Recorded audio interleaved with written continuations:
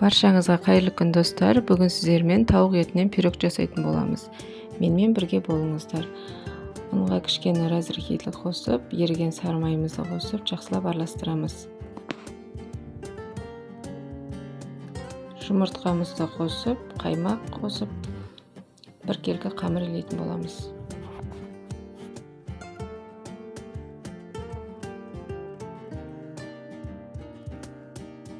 Дайын болған қамырымызды 30-40 минутқа холодильникке қоямыз. Енді салмасына кірісеміз.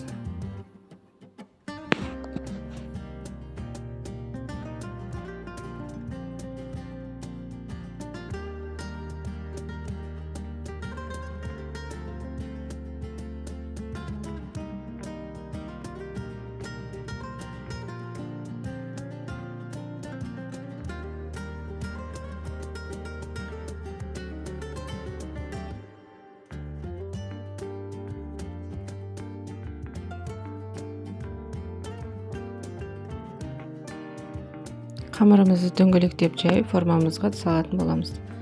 Қызып тұрған 180 градуста 30-40 минут пісіретін боламыз.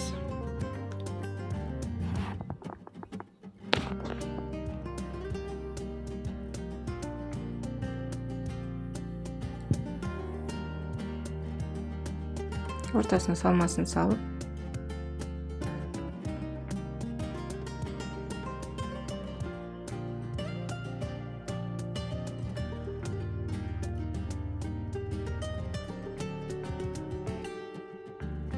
екінші қамырымызды жақсылап жайып, пирогымыздың бетіне қоятын боламыз.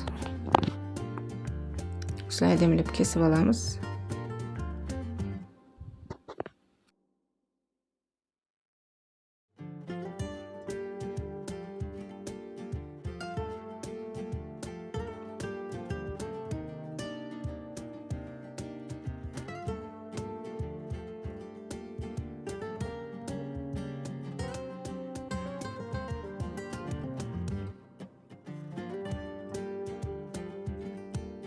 Жұмыртқаның сарысын бетіне жағатын боламыз. 180 градуста қызып тұрған пешімізге 30-40 минутқа салып аламыз.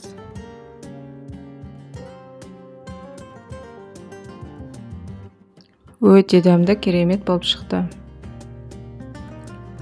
Ұнаса лайк басып, тіркеліп қойыңыз. Менімен бірге болғаныңызға рахмет.